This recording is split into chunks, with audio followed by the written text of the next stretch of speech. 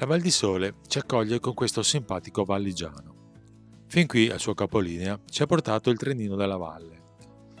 D'ora in poi però dovremo pedalare, obiettivo tornare a casa.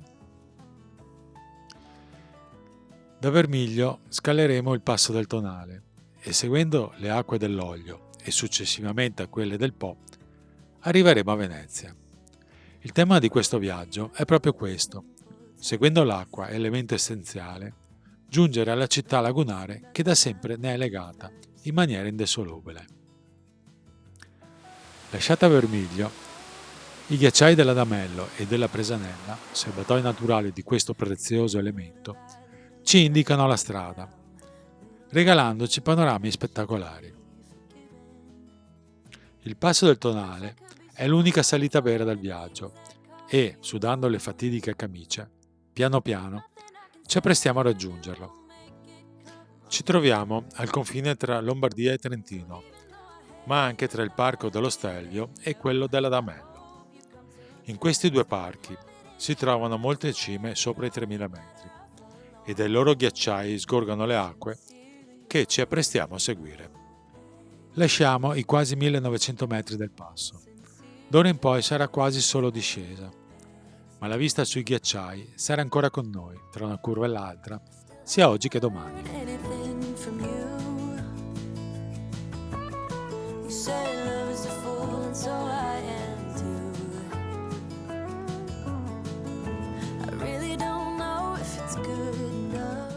A Ponte di Legno, vicino agli impianti di risalita, inizia la ciclovia dell'Oglio. Senza indugi la imbocchiamo. Da qui al lago di Iseo sarà solo Val Camonica. Non l'abbiamo mai percorsa e quindi in noi si accende quell'emozione che precede ogni nuova scoperta.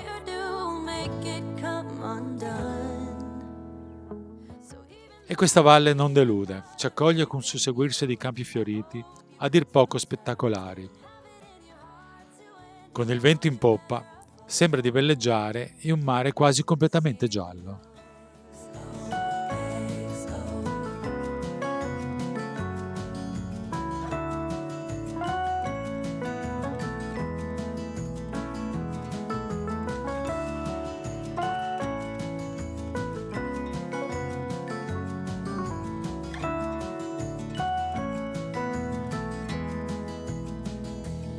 I could be sorry for the things that caused you harm, but nothing I can say or do make it come undone. So even though I hate the thought of leaving you, I hope you come to terms and have it in your heart to end it all. You better. I paesi, naturalmente, li attraversiamo in punta di piedi, con circospezione, quasi avessimo paura di perderci in questi labirinti di pietra. Si chiamano Pontagna, Incudine, Mu, Sonico e sono spettacolari.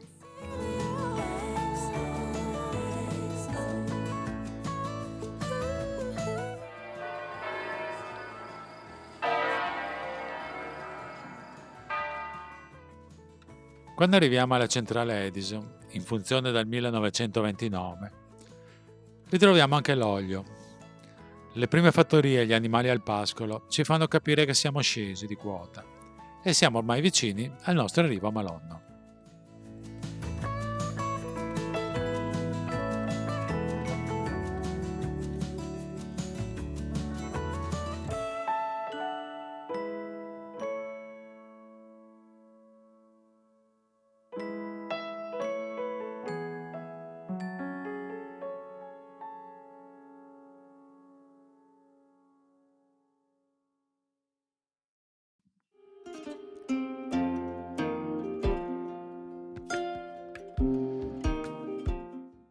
Per chi pedala, alzarsi e trovare il sole che splende equivale ad iniziare la giornata col sorriso sulle labbra.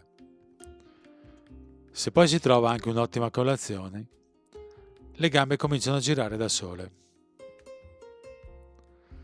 Poi il fresco che sprona e l'aria tersa che spinge lo sguardo ad accarezzare gli orizzonti lontani contribuiscono a farci pregustare una giornata memorabile. Restando alti sulla destra orografica della valle, ci buttiamo a capofitto in vertiginose discese, intervallate da qualche raro pianoro. Ma presto ci aspetta una sorpresa. Ci troviamo davanti ad una rampa a dir poco micidiale. E poi ne segue un'altra, e poi un'altra ancora. L'itinerario per qualche chilometro diventa una montagna russa con pendenze impossibili.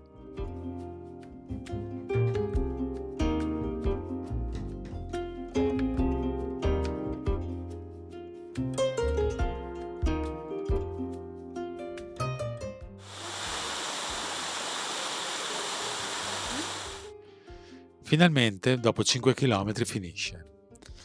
E attraversato l'Oglio, l'andamento della ciclabile diventa più tranquillo.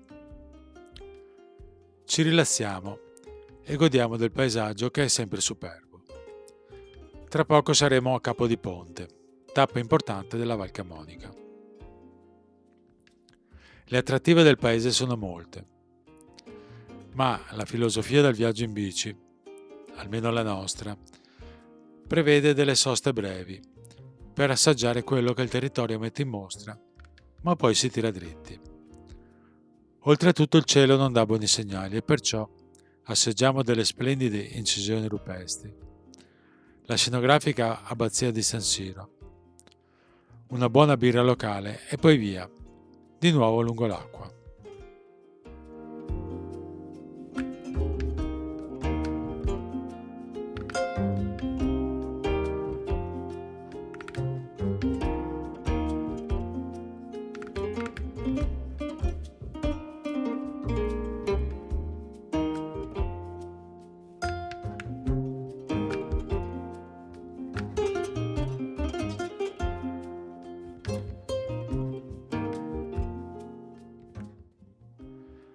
Come era prevedibile, l'acqua comincia a scendere anche dall'alto, anche se, per fortuna, dura poco. Il fiume resta a vista, la ciclabile corre lungo la riva in un ambiente rilassante. Una suggestiva e lunga galleria bianca ci introduce a Cividate Camuno.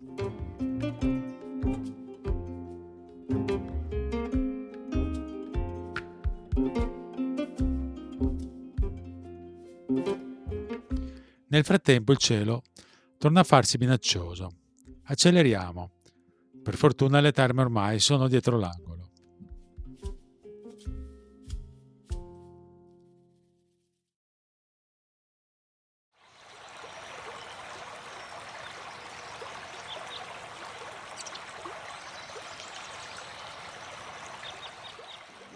Anche oggi cominciamo bene. Questo tratto della Val Camonica è particolarmente suggestivo e il meteo dalla nostra parte. Dopo meno di 1 chilometro attraversiamo il seicentesco ponte di pietra di Montecchio. Il luogo è incantevole e il fortuito incontro con un cavaliere ci riporta per un attimo a quei tempi.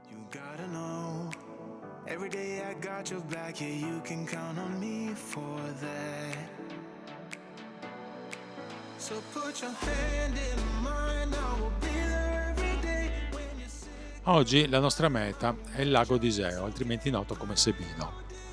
Per arrivarci percorriamo il fondovalle in questo tratto piuttosto bucolico.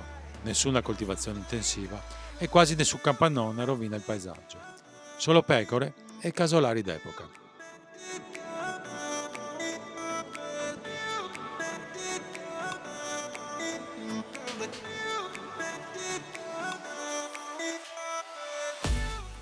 Il lago lo raggiungiamo a Pisogne, dove prima visitiamo la piccola pieve di campagna dedicata a Santa Maria della Neve, risalente al 400. Al suo interno un bellissimo ciclo di affreschi del secolo successivo. La bella giornata domenicale ha riempito il borgo, per cui ci infiliamo subito nella ciclabile del lungolago, che dopo un paio di chilometri diventa spettacolare.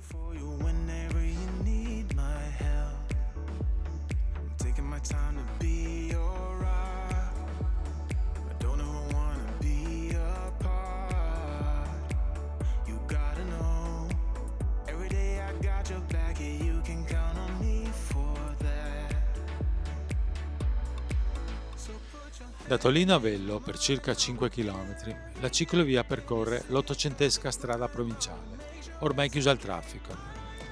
La strada è strizzata il lago e le pareti di roccia. I panorami che si aprono ad ogni curva sono davvero superlativi.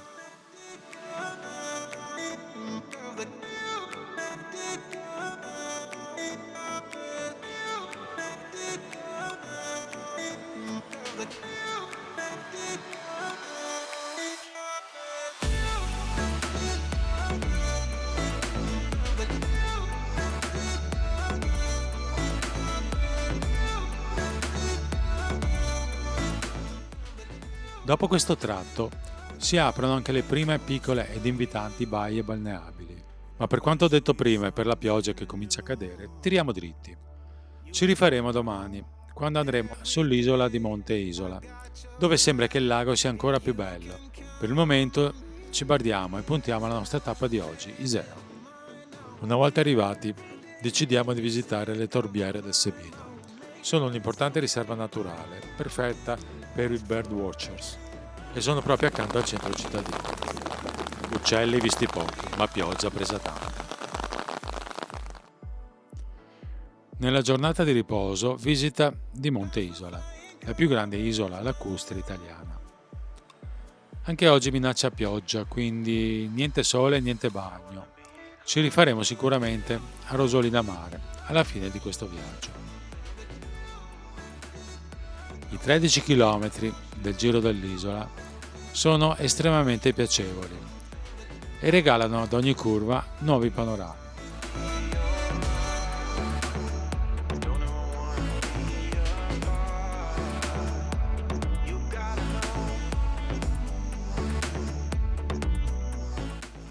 Alla fine naturalmente piove, ma va.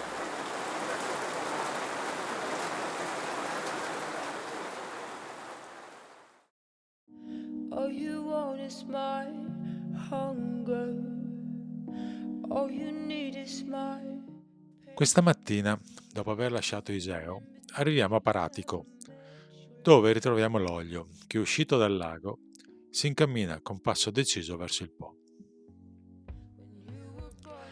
Una ripida salita ci porta nella parte vecchia del paese. La vista spettacolare del lago che si gode, una volta arrivato in cima, ci ripare completamente della fatica fatta. Lasciato il lago di Iseo, la ciclovia punta decisamente a sud e ci porta ad attraversare con alcuni saliscendi le colline moreniche che racchiudono il lago. Siamo immersi nei vigneti della Franciacorta, dove si produce uno dei vini italiani più rinomati.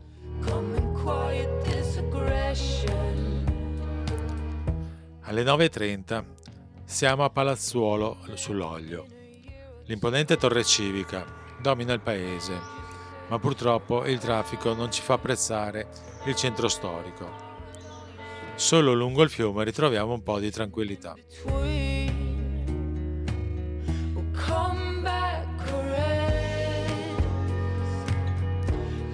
Siamo nel parco regionale Oglio Nord, che tutela questo bellissimo ambiente fluviale. Da qui fino al Po incontreremo pochissimi paesi, un paesaggio disegnato dall'agricoltura. I filari degli alberi lungo i canali di irrigazione si alternano in perfetta armonia ai colori dei campi e ai mattoni delle cascine.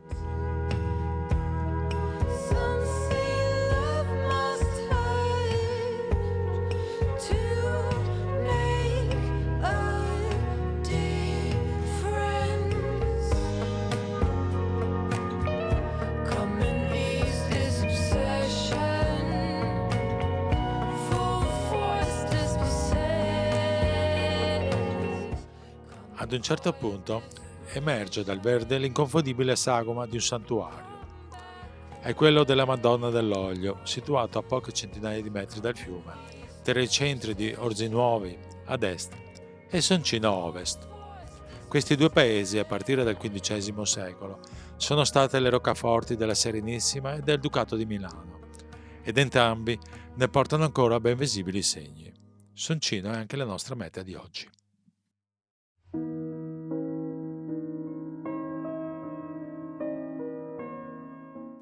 Dopo aver dormito nel Ducato di Milano, oltrepassiamo l'Oglio e torniamo nel territorio della Repubblica di Venezia. Questo sarà uno dei rari incontri che oggi avremo con il fiume che dà il nome alla ciclovia che stiamo seguendo.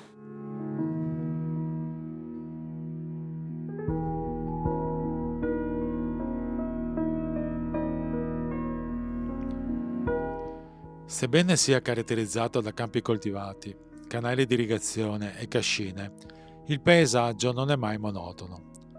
L'itinerario alterna tratti asfaltati e tratti sterrati. L'andamento è vario e i frequenti boschetti fluviali che seguono il fiume regalano dei graditi tratti ombreggiati. I bellissimi portici di Monticelli d'Oglio preannunciano il nuovo incontro con il fiume. Uno spettacolare ponte ciclopedonale a campata unica lo attraversa ed entriamo così in provincia di Cremona.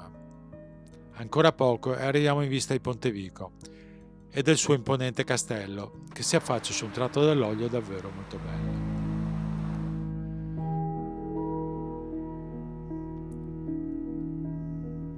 Da qui in poi l'ambiente diventa ancora più bello. Attraverso un arco molto scenografico entriamo nel bel borgo di Ostiano, che fu dominio dei Gonzaga.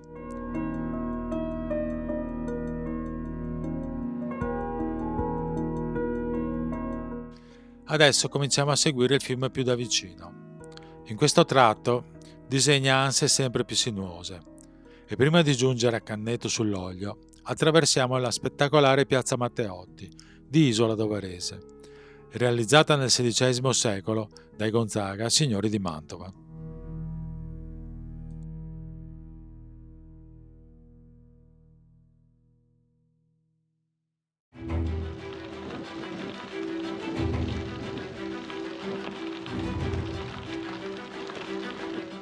Nell'ultimo tratto la ciclovia dell'Oglio corre all'interno del Parco regionale Oglio Sud.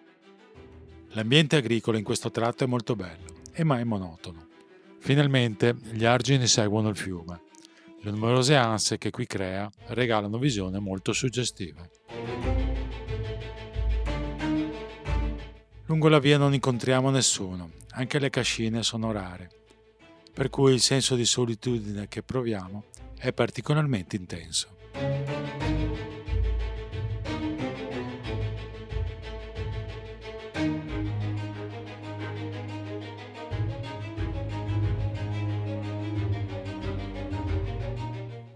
Dopo 30 km siamo a Gazzuolo, dove finalmente possiamo comprare qualcosa da mangiare. Questo alla fine è l'unico paese che si incontra in questi ultimi 40 km di ciclovia. Questo tratto del fiume è molto suggestivo. Il fiume cura sempre più spesso, quasi volesse evitare fino all'ultimo l'incontro con il Po. Dopo aver passato il ponte di barche di Torre d'Oglio, avvistiamo tra gli alberi la confluenza tra i due fiumi. Certamente un momento emozionante. Finisce la ciclovia dell'Oglio e ci mettiamo in quella della sinistra Po.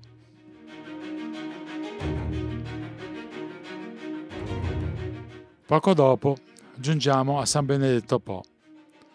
La millenaria abbazia è davvero spettacolare. Purtroppo una cerimonia liturgica in corso ci impedisce di visitarne l'interno e quindi non ci resta che avviarci verso la meta di oggi.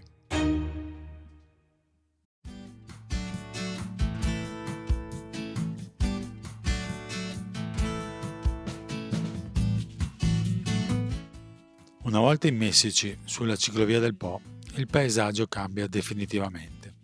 Le montagne e le colline ormai sono solo un ricordo e anche il bell'ambiente fluviale della parte finale dell'Oglio è tutt'altra cosa rispetto alla bassa pianura che il Po attraversa nel suo viaggio verso il mare.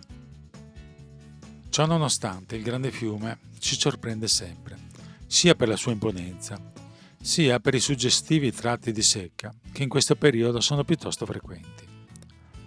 Il vento a favore ci permette di procedere piuttosto velocemente. I piccoli paesi si succedono uno dietro l'altro, senza catturare particolarmente la nostra attenzione. Anzi, visti dall'alto dell'argine, sembrano ancora più piccoli. La nostra speranza è che almeno uno sia abbastanza grande da permetterci di assaporare una bionda bella fresca e dissatante.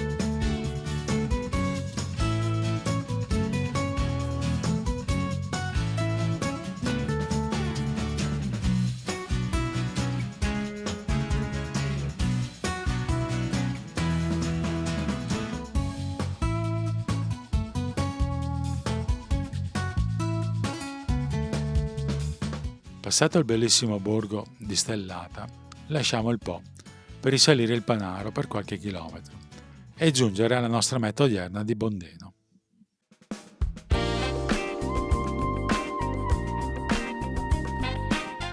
Lasciata Bondeno, seguiamo la ciclabile lungo il Po di Volano. Oggi è poco più di un canale, ma fino al XII secolo rappresentava l'alveo principale del fiume. Nel 1152 una grande piena ne spostò il corso nella posizione attuale. Questa ciclabile che porta a Ferrara è spettacolare. Ombreggiata da 2 filari di pioppi, rende il pedalare molto piacevole. Ferrara la oltrepassiamo raggiuntandone all'esterno le mura cittadine. Niente centro storico. In questo viaggio solo piccoli paesi. Risaliti sull'argine maestro del Po, ci facciamo spingere da una buona brezza di monte. Il paesaggio qui è estremamente piatto. Ci troviamo nella zona della bonifica ferrarese. Buona parte del territorio che vediamo dall'alto dell'argine si trova 1-2 metri sotto il livello dell'Adriatico.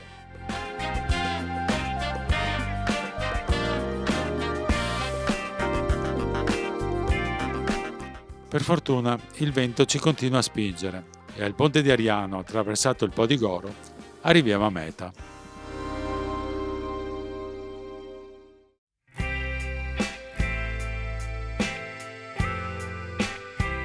Siamo a metà giugno, ma stamattina il clima è davvero torrido. Dopo 15 km compare tremolante in lontananza il castello di Mesola. È davvero imponente, costruito dagli Estensi nel XVI secolo, forse per insidiare la supremazia veneziana dell'Alto Adriatico. All'altezza di Goro una sorpresa, per la prima volta compaiono le indicazioni per la nostra meta finale, Venezia.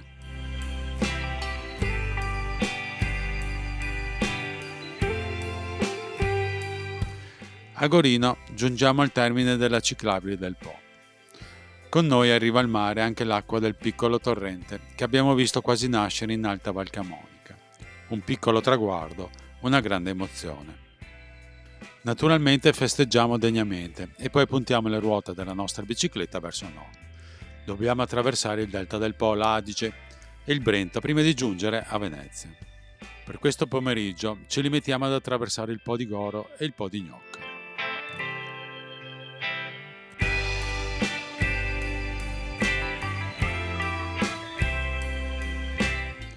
Infine giungiamo alla Sacca degli Scardovali, molto conosciuta per l'allevamento di molluschi di mare.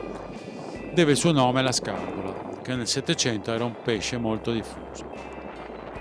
Raggiunto l'argine del maestoso Po di Venezia, il furioso vento che soffia da qualche ora ci porta velocemente al piccolo paese di Tolle, nostra meta odierna.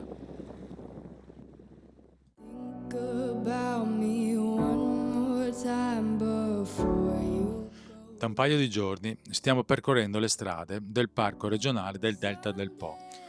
Questo comprensorio si è formato con il progressivo deposito dei detriti trasportati dal grande fiume nel corso di centinaia d'anni. Quest'ambiente così speciale è frequentato da una grande quantità di uccelli, tale da renderlo la più importante area ornitologica in Italia e tra le più conosciute in Europa. Passato il Po di Venezia, l'itinerario si snoda tra valli e argini, in un susseguirsi di luoghi spettacolari, dove si possono osservare molte specie di uccelli. Tutti trovano qui un habitat ideale.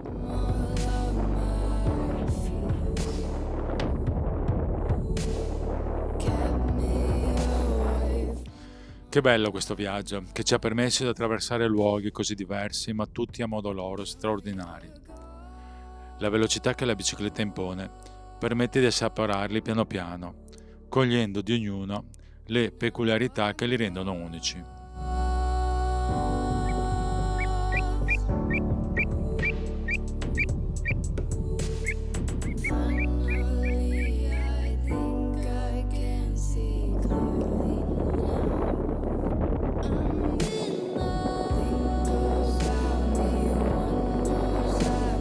A Porto Levante, con un piccolo traghetto, attraversiamo il ramo più settentrionale del delta. Il paesaggio non cambia, Anzi, la ciclabile corre più frequentemente sugli argini, permettendoci di spaziare lo sguardo a 360 gradi.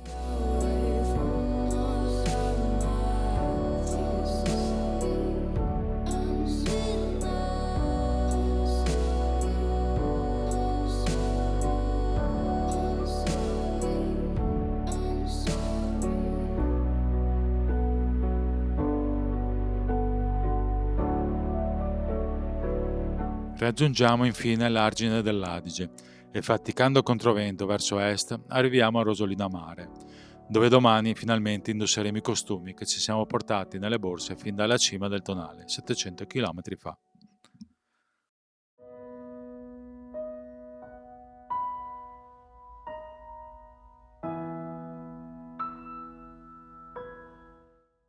Stamattina, dopo aver risalito l'Adige per qualche chilometro, a Rosolina lo attraversiamo e poco dopo raggiungiamo l'argine del Brenta, l'ultimo fiume che ci separa dall'emozionante epilogo di questo viaggio.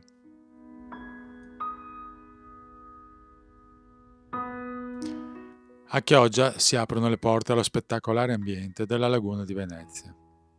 Patrimonio mondiale dell'umanità dal 1987, noi andremo ad attraversarlo percorrendo le isole che lo dividono dal mare.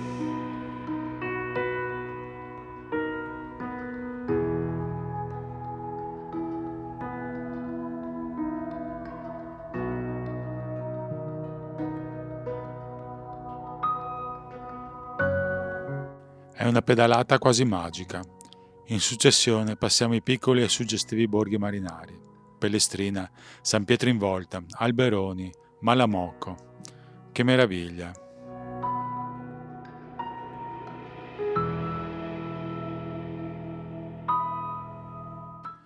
Al Lido, infine, ci imbarchiamo sul traghetto per Venezia. Dopo quasi 750 km di pedalata, terminare il viaggio davanti allo Skyline di San Marco è un'emozione che tuttora mi dà la pelle d'oca.